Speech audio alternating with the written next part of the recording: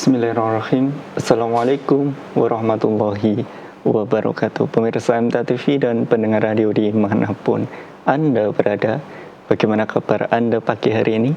Semoga senantiasa dalam keadaan sehat walafiat. Dan Alhamdulillah, puji syukur marilah kita panjatkan atas kehadirat Allah Subhanahu wa Ta'ala yang telah memberikan kita sekali banyak kenikmatan dan karunia-Nya sehingga kita dapat berjumpa kembali di pagi yang penuh rahmat ini dalam acara Fajar Hidayah.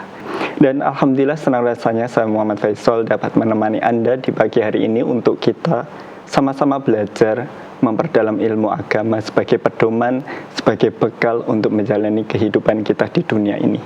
Dan di studio sudah hadir guru kita, beliau Ustadz Sunarno yang akan memberikan pembelajaran dan membersamai kita di Fajar Hidayah pagi hari ini.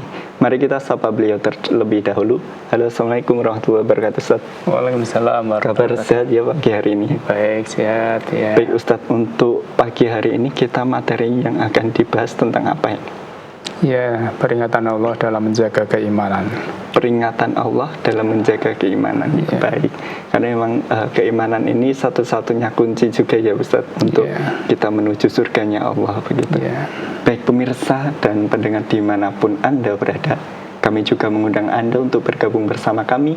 Anda dapat telepon di nomor 0271 679 3000 atau di nomor WhatsApp di nomor 0811 679 3000. Mohon maaf 0811 255 3000. Baik, dan di segmen yang pertama ini nanti mari kita siapkan diri kita, siapkan catatan kita untuk menyimak tausiah yang akan disampaikan oleh Ustadz Sunarno. Silahkan Ustadz. Ya. Bismillahirrahmanirrahim. Assalamualaikum warahmatullahi wabarakatuh. Alhamdulillah wa syukurillah, la hawla wa la quwata illa billah. Allahumma salli wa sallim ala Muhammadin wa barik ala Muhammadin wa ala alihi wa sahbihi ajma'in, amma ba'd. Saudaraku pemirsa dan pendengar dimanapun berada, syukur alhamdulillahirabbil alamin. Allah senantiasa curahkan anugerah pada kita. Hari ini kita diperkenankan mengawali aktivitas kita dalam keadaan tidak kurang suatu apa. Saudaraku, hari ini kita bicara tentang peringatan Allah dalam menjaga keimanan. Iman itu tidak untuk dibanggakan. Namun iman itu harus dijaga, dirawat, dipelihara. Karena iman seorang itu bisa meningkat, bisa menurun, bahkan bisa hilang. Ini harus kita sadari. Maka pemilik iman itulah yang menentukan bagaimana iman ini tetap bersemayam dalam dada kita. Maka kita harus berhati-hati dan waspada dalam menjaganya. Allah Subhanahu wa Ta'ala memberikan peringatan pada hambanya, khususnya orang-orang yang beriman. Dalam surat Al-Maidah ayat 54, Allah berfirman, A'udzubillahi minasyaitonirrajim. Ya ayyuhalladzina amanu may yartadda minkum an dinihi fa sawfa ya'tillahu biqaumin yuhibbuhum wa yuhibbunah adzillatin 'alal mu'minin 'izzatin 'alal kafirin yujahiduna fi sabilillahi wa la yakhafuna lawmata la'im. Dzalika fadlullah yu'tihi man yasha' wallahu wasi'un alim. Ya ayyuhalladzina amanu may yartadda minkum an dinihi. Wahai orang-orang yang beriman. Khitab ayat ini ditujukan pada orang yang beriman. May yartadda minkum, siapa saja di antara kalian keluar mandinihi dari agamanya. Padahal ayat ini Allah turunkan zaman Nabi. Nabi masih sugeng. Tentu saat itu yang diperingatkan para sahabat. Kalau para sahabat saja mendapat keperingatan seperti ini, apalagi kita. Dan ini terbukti ketika Rasulullah wafat, ada orang-orang yang murtad dari agamanya. Maka ayat ini menjadi peringatan keras bagi kaum mukminin, bagi orang yang mengaku beriman, agar tidak merasa aman dengan keimanan yang ada pada dirinya. Maka kita tidak merasa aman. Maka kita harus jaga dengan hati-hati. Karena bagaimanapun kita sadari bahwa iman itu bisa melemah, bahkan bisa hilang jika tidak dijaga, dirawat, melebihi daripada kita menjaga harta benda kita. Karena bagaimanapun murtad itu bukan hanya pindah agama. Murtad itu bukan hanya pindah agama. Tapi murtad itu mesti diawali dari murtad pemikiran. Kalau orang sudah murtad pemikirannya, dia punya pemikiran bahwa manusia hidup tanpa Al-Quran, tanpa As-Sunnah bisa jadi baik. Ini sudah murtad. Padahal kita tahu bahwa manusia hidup di dunia ini tidak akan bisa baik kecuali dengan petunjuk Allah dan Rasulnya. Maka kalau ada orang Islam merasa bisa jadi baik tanpa Al-Quran, tanpa As-Sunnah, dia sudah murtad pemikirannya. Kalau sudah murtad pemikirannya, akan murtad akidahnya. Barangkali kita tidak sadar, akidah kita sudah murtad. Karena kita kadangkala masih mengikuti akidah orang lain tanpa sadar. Padahal itu berbahaya. Maka mari akidah kita kokohkan, kita kuatkan. Jangan sampai mudah-mudah ikut-ikut apa yang dilakukan oleh orang lain, yang semuanya itu laisa minal Islam. Maka kita harus berhati-hati. Dan ini sering-sering tidak kita sadari. Banyak umat Islam yang akidahnya sudah berbelok karena mengikuti apa yang dilakukan oleh orang lain.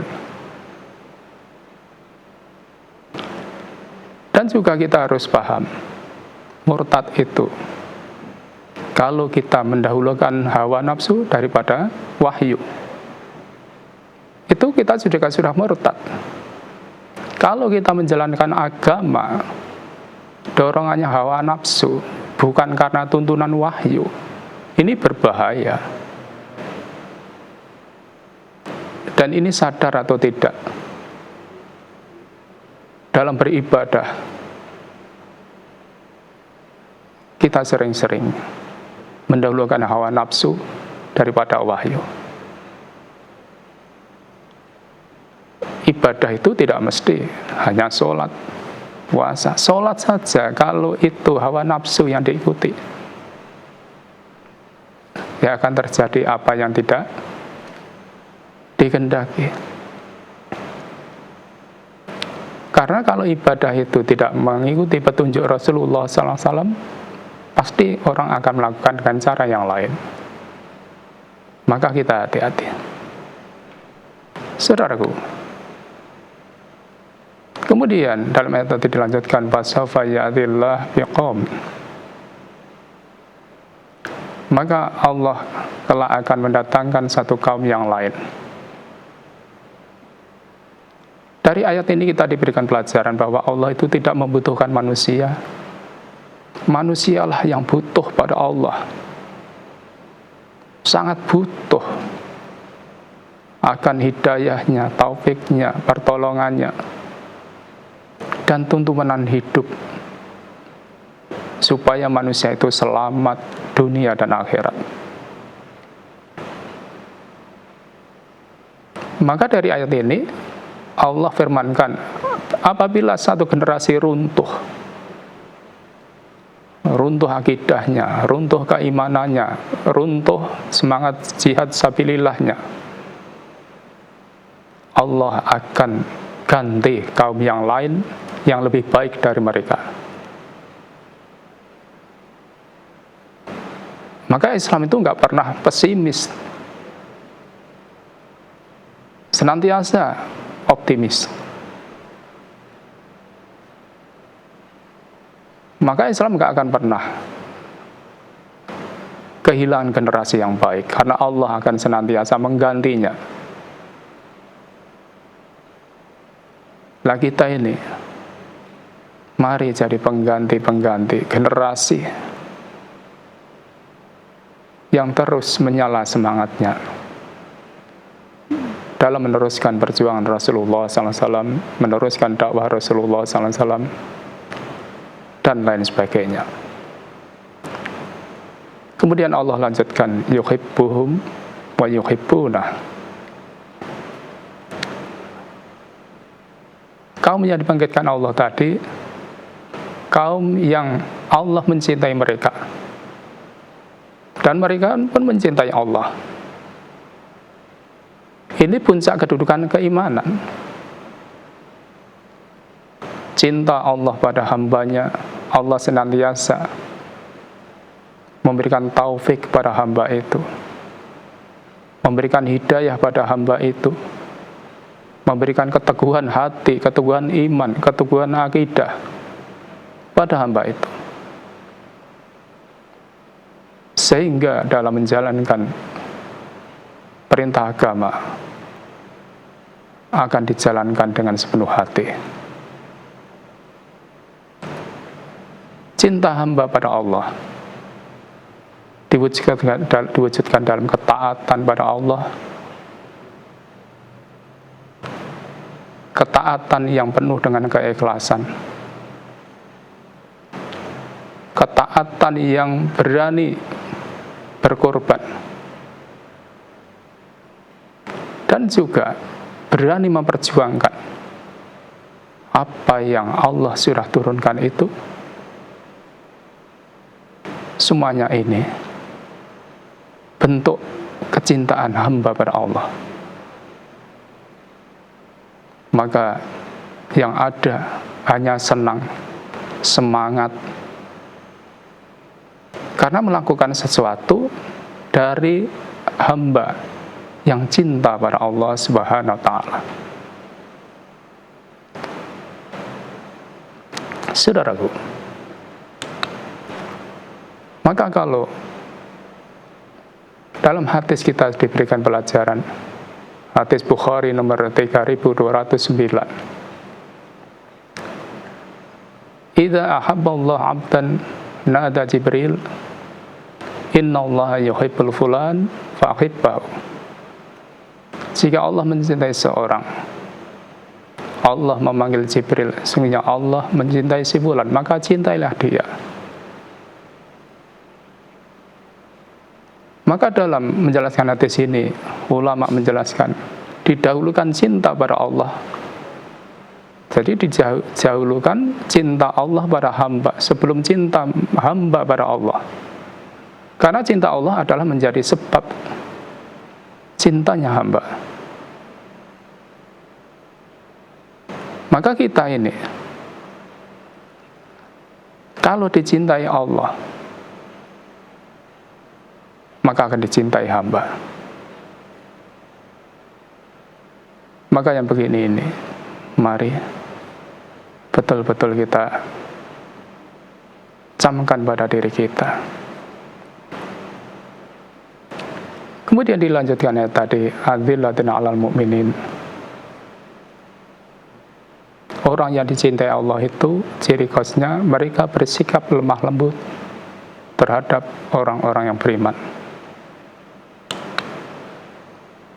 Maka ciri-ciri orang cintai Allah, punya sikap tawadu, rendah hati, sopan, santun dalam perilakunya, jauh dari kesombongan, jauh dari ketakaburan, jauh dari keangkuhan. Ini ciri hamba yang dicintai Allah. Dan kasih sayang pada sesama orang mukmin, kasih sayang pada sesama orang beriman, baik laki maupun perempuan. Maka mari kita lihat diri kita. Adakah sifat ini? Maka kita berharap semoga kita ini jadi hamba yang dicintai. Kemudian dilanjutkannya tadi, aizzatin 'alal kafirin, dan bersikap tegas terhadap orang-orang kafir. Artinya apa? Ketegasan ini dalam prinsip. Apalagi sudah kalau bicara agama, bicara akidah, ketegasan ini harus ada. Karena bagaimanapun kita paham ideologi kafir dengan mukmin itu berbeda, nggak bisa dicampur adukkan. Pedomannya berbeda, prinsipnya berbeda. Maka kalau sudah menyangkut agama, keyakinan, ini ada ketegasan.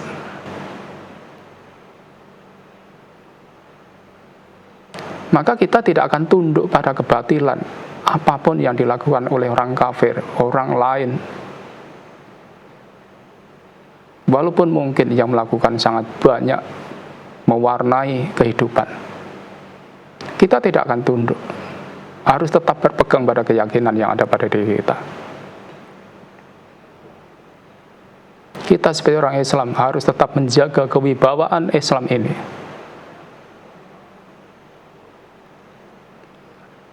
Karena bagaimanapun, dengan berpegang teguh pada Allah, petunjuk Rasul, Al-Quran dan Sunnah, dimanapun kita berada, ini berarti kita menjaga marwah Islam, wibawa Islam, wibawa orang Islam. Orang Islam itu tidak bisa dipermainkan, karena punya pegangan yang pasti. Jangan alasan toleransi, agama dikorbankan. Naudzubillah min dzalik. Saudaraku, kemudian ayat tadi dilanjutkan, yujahiduna fi sabilillah. Orang yang dicintai Allah itu orang yang berjihad di jalan Allah. Jihad itu bisa dengan lisan kita dalam berdakwah, jihad dengan ilmu, bidang apapun yang dimiliki oleh orang beriman, berjihad dengan ilmunya, karena masing-masing punya bidang. Maka dengan perjuangan dengan ilmu itulah masing-masing akan memberikan manfaat dalam rangka untuk aizzul Islam wal muslimin. Jihad dengan harta, karena perjuangan itu juga butuh dana. Maka tidak iman-iman orang beriman itu. Jihad dan tenaga, bahkan dengan jiwa apabila memang diperlukan. Maka mari kita siapkan diri kita dalam berjuang di jalan Allah ini sesuai dengan kemampuan kita masing-masing. Kemudian dilanjutkan ayat tadi, wala yakhafuna laumata laim. Saudaraku, sebaik apapun seorang hamba senantiasa akan menghadapi celaan, cacian. Jangankan kita, kalau Rasulullah itu kurang bagaimana? Rasulullah itu kurang apa? Dan para sahabat. Maka ini ciri khas orang yang ikhlas berjuang kan Allah. Maka Orang yang ikhlas itu tidak goyah karena opini manusia. Manusia mau bicara apa, tidak kita pedulikan selama kita berpegang teguh pada petunjuk Allah dan Rasul. Maka kita dalam hidup jangan goyah karena opini manusia, karena banyaknya orang ngomong tentang keburukan. Ini supaya jiwa kita teguh.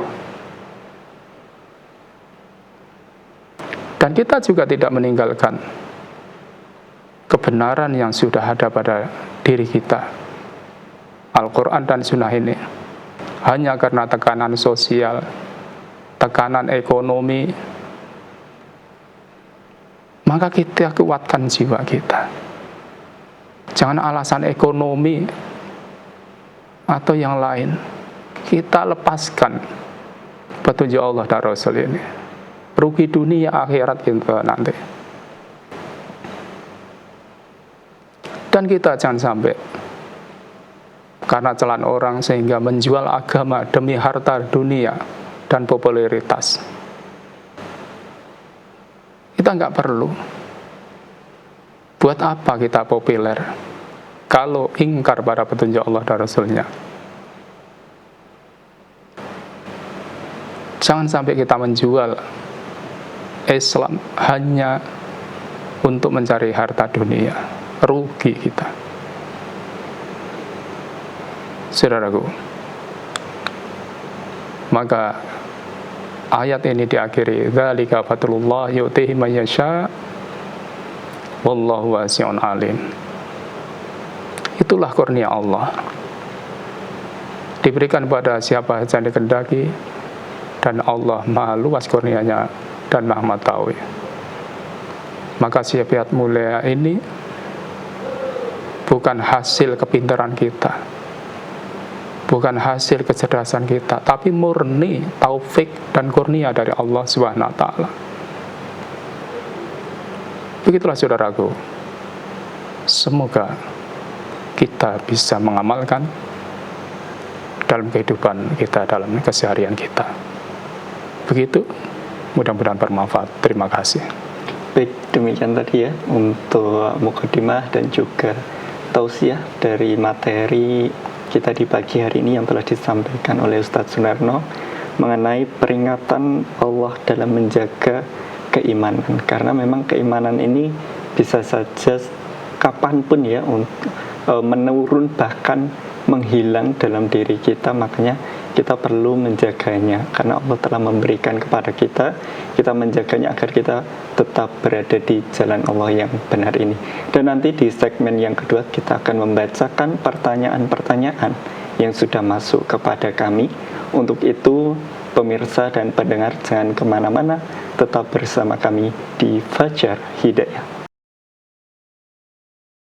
Baik pemirsa MTA TV dan pendengar radio dimanapun Anda berada, kembali lagi di Fajar Hidayah pagi ini, masih bersama beliau Ustadz Sunarno dengan tema peringatan Allah dalam menjaga keimanan. Dan di segmen yang kedua ini nanti ya, kita akan membacakan pertanyaan-pertanyaan yang sudah masuk. Untuk itu bagi Anda yang ingin bertanya langsung dengan Ustadz Sunarno, Anda dapat menghubungi kami di nomor telepon 0271 679 3000 atau di pesan dan panggilan WhatsApp di nomor 0811 255 3000. Baik, ini sudah ada telepon yang masuk Ustadz, mari kita terima terlebih dahulu. Halo, Assalamualaikum.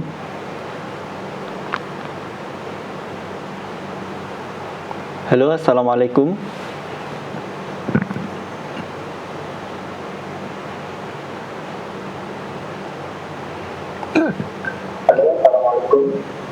Waalaikumsalam warahmatullahi wabarakatuh. Maksudnya Baik, dengan Bapak siapa ini?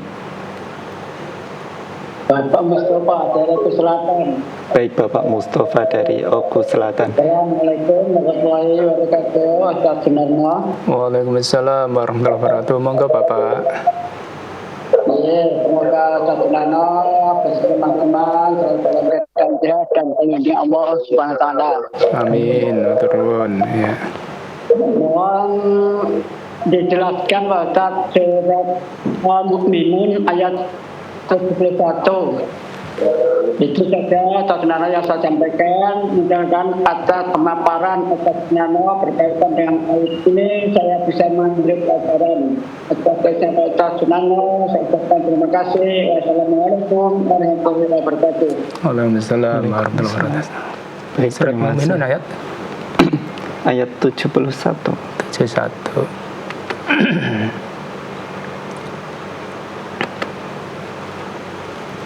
Ya.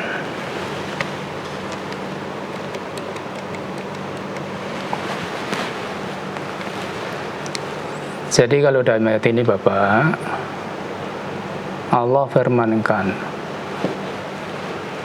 walau ittaba'al haqqu ahwa'ahum. Seandainya kebenaran itu mengikuti hawa nafsu mereka. Ini umum. Kalau kebenaran kok menuruti hawa nafsu, la fasadatis samawati wal ard, pasti, karena dalam takkidnya di sini, pasti rusaklah apa yang di langit dan apa yang di bumi. Karena kita mengerti bahwa kebenaran itulah yang memperbaiki dunia. Hawa nafsu itu yang akan merusak dunia. Maka kita dalam kehidupan ini dituntun supaya hawa nafsu kita ini dituntun dengan kebenaran. Jangan sampai kebenaran dituntun oleh hawa nafsu. Maka manusia itu punya hawa nafsu. Maka orang beriman itu hawa nafsunya dituntun dengan kebenaran. Kalau namanya kebenaran, ya Al-Quran dan As-Sunnah. Namun kalau kebenaran itu sudah dikalahkan hawa nafsu, yang terjadi akan kerusakan. Wa man fihinna, dan apapun yang di dalam langit bumi tadi akan rusak. Dan ini bisa dipastikan. Manusianya rusak, alamnya rusak, tatanan rusak, semuanya akan jadi kerusakan-kerusakan. Dan kerusakan itulah yang akan mendatangkan penderitaan. Kalau manusia menderita itu akibat dari kerusakan. Dan kerusakan itu akibat karena menurutkan hawa nafsu. Maka kita ini sebagai orang yang dituntun oleh Al-Quran dan Sunnah, mari kita punya hawa nafsu. Hawa nafsu kita dituntun dengan petunjuk Allah dan Rasul-Nya. Karena dunia ini baik, menjadi baik itu karena kebenaran, menjadi rusak karena meninggalkan kebenaran, karena hanya menurutkan hawa nafsu. Dan itu bisa dilihat. Bisa dilihat. Maka kita sebagai orang muslim harus yakin hanya kebenaranlah yang bisa memperbaiki dunia ini. Hanya kebenaranlah yang bisa menata manusia hidup ini. Maka ini harus kita tekankan pada jiwa kita. Kemudian ayat tadi dilanjutkan, bal atainahum bidzikrihim fahum an dzikrihim mu'ridun.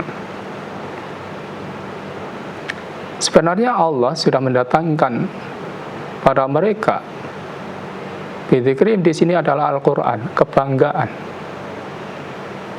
tetapi mereka berpaling dari kebanggaan itu, maksudnya berpaling dari Al-Quran. Karena Al-Quran itulah yang mengajarkan kebenaran pada manusia, dan itu sudah Allah turunkan. Maka kalau kebenaran ini kita kaji, kita pahami, kita yakini, dan kita amalkan, yang muncul adalah perbaikan-perbaikan. Itu pasti. Kita sebagai manusia akan jadi baik karena berpegang pada petunjuk Al-Quran ini. Rumah tangga akan jadi baik kalau kita berpegang pada petunjuk Al-Quran ini. Sosial kita akan jadi baik, dan masyarakat akan jadi baik, dan seterusnya. Sampai negara. Namun kalau berpaling, ya sudah, yang terjadi kerusakan. Secara pribadi bisa rusak, rumah tangga bisa rusak, sosial kemasyarakatan bisa rusak, dan lain sebagainya. Begitu Bapak, semoga kita bisa memahami dan mengamalkannya. Baik, demikian tadi ya Bapak Mustafa atas penjelasan dari Ustaz Sunarno. Dan kita menuju ke pertanyaan yang sudah masuk di WhatsApp ini Ustaz. Ada dari Bapak Tomo di Boyolali. Assalamualaikum warahmatullahi wabarakatuh Ustaz. Waalaikumsalam warahmatullahi wabarakatuh. Pertanyaannya, apakah toleransi ikut mengamankan perayaan Natal itu sudah termasuk murtad Ustaz? Terima kasih. Iya. Jadi kalau seperti itu, kita harus paham, lakum dinukum waliyadin. Urusan mereka biar mereka yang urusi. Kita sebagai orang Islam nggak perlu ikut-ikut. Kita nggak perlu ikut-ikut. Jadi kita ini sudah paham, lakum dinukum waliyadin. Agamamu agamamu, agamaku agamaku. Agamamu silahkan laksanakan, silahkan amankan sendiri,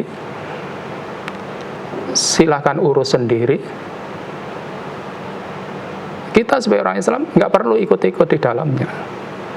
Buat apa kita ngikuti? Maka kita ini harus paham.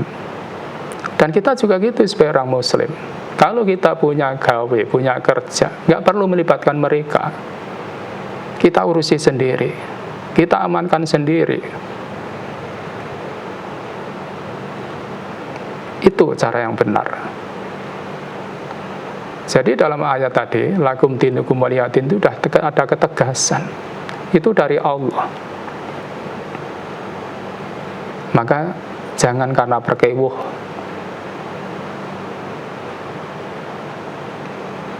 Ini yang harus kita pahamkan pada jiwa kita. Begitu, semoga bisa dipahami. Baik, demikian tadi ya Bapak Tomo yang ada di Boyolali. Semoga apa yang disampaikan Ustadz dapat dijadikan pencerahan ke depannya. Dan kita menuju ke pertanyaan selanjutnya. Ini ada Bapak Mahfud dari Lubuk Linggau. Assalamualaikum warahmatullahi wabarakatuh Ustadz. Waalaikumsalam warahmatullahi wabarakatuh. Baik, pertanyaannya, iman itu naik dan turun. Bagaimana untuk menjaga iman agar selalu stabil? Terima kasih. Iya. Jadi iman itu yazidu wa yanqus. Bisa tambah, bisa berkurang. Maka tentu untuk kita bisa iman kita bertahan, kita senantiasa dekatkan diri pada Allah Subhanahu wa taala. Kita ikuti petunjuknya, kita jalankan apa yang diperintahkannya. Maka untuk menjaga keimanan ini, kuncinya harus kita dekatkan diri kita pada Allah SWT dengan cara ibadah kita jaga dengan tertib, kita zikir pada Allah, kita bisa tilawatul Quran, kita bisa sholat malam, dan lain sebagainya. Maka kalau itu kita jalani, insya Allah iman kita terjaga. Namun kalau apa yang harusnya kita laksanakan kita abaikan, disitulah akan menjadi sebab turunnya iman. Maka yang terjadi adalah kemaksiatan. Kalau iman menurun, mesti kemaksiatan yang terjadi. Baik kemaksiatan lisan, kemaksiatan perbuatan. Namun kalau kita senantiasa dekatkan diri pada Allah, insya Allah lisan kita terjaga, perbuatan kita terjaga. Dengan begitu, insya Allah iman kita pun terjaga. Begitu, semoga bisa dipahami. Baik, demikian ya Bapak Mahfud di Lubuk Linggau, dan terima kasih atas kebersamaannya. Kita beralih ke pertanyaan yang selanjutnya ini Ustadz. Ada Bapak Nugroho di Maguwo. Pertanyaannya, mohon pencerahannya Quran surah Yusuf ayat 114 yang dimaksud dirikanlah sholat pada kedua ujung hari, pagi dan petang itu sholat apa Ustadz? Terima kasih. Surah Yusuf ayat 114 ya. Okay. Surat Yusuf itu tidak sampai 114.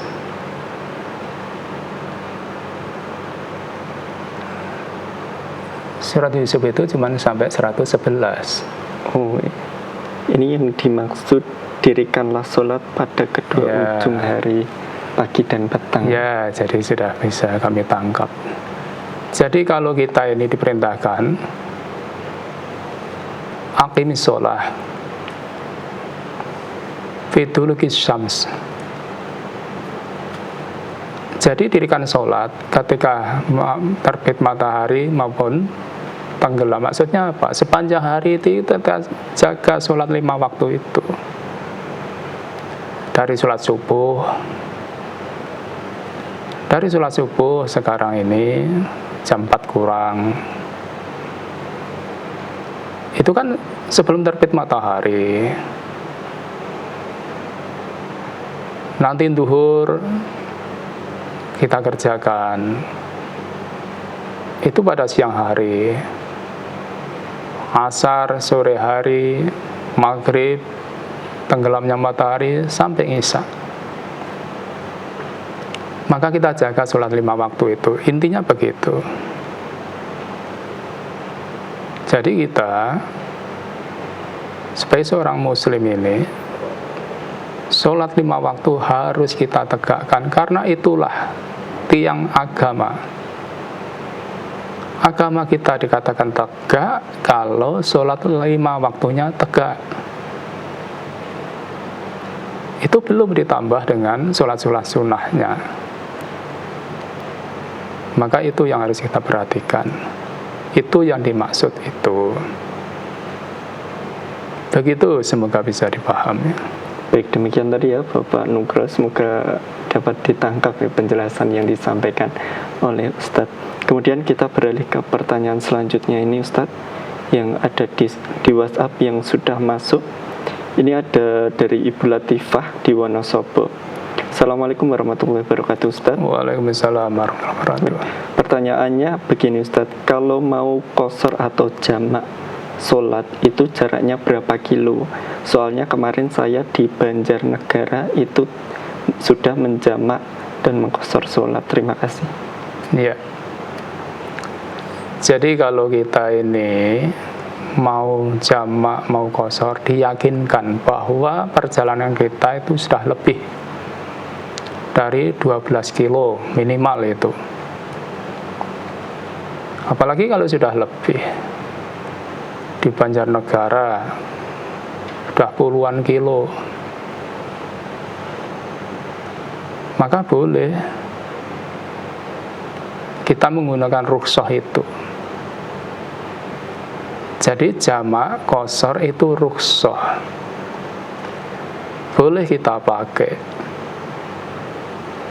Maka kalau kita itu musafir dan sudah yakin jaraknya sudah memenuhi, boleh kerjakan itu.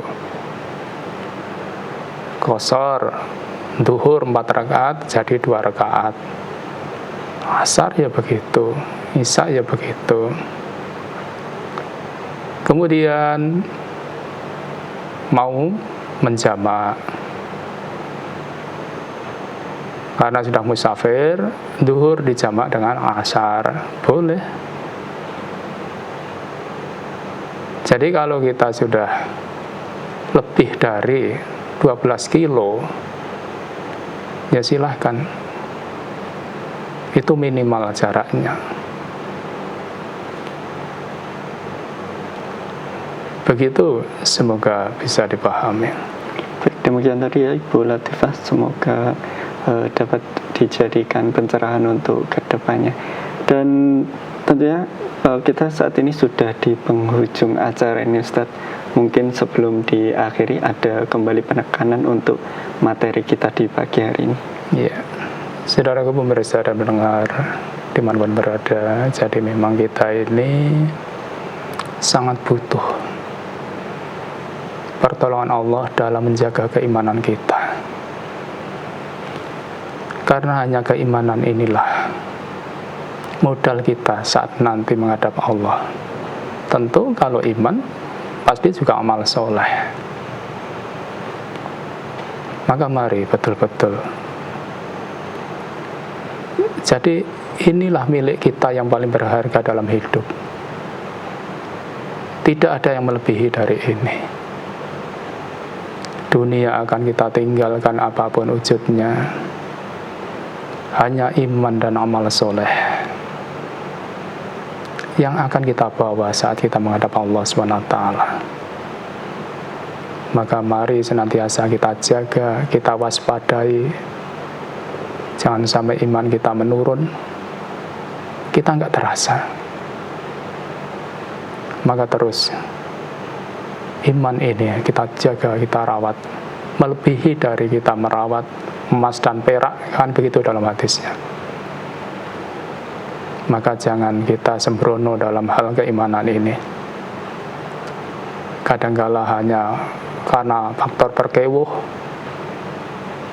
atau yang lain-lain alasannya, tapi kita mengorbankan keimanan, kita akan rugi dunia dan akhirat. Begitu kiranya, semoga bermanfaat untuk saya dan kita semuanya. Terima kasih. Baik, terima kasih Ustadz untuk kebersamaannya kita di pagi hari ini. Semoga pekan depan kita dapat berjumpa kembali ya, untuk kembali menyebarkan ilmu, menyebarkan syariat agama Islam ini kepada umat manusia. Insyaallah. Terima kasih. Assalamualaikum warahmatullahi wabarakatuh. Waalaikumsalam warahmatullahi wabarakatuh. Baik pemirsa MTA TV dan pendengar radio dimanapun Anda berada, demikian tadi perjumpaan kita di Fajar Hidayah pada pagi hari ini bersama beliau Ustadz Sunarno.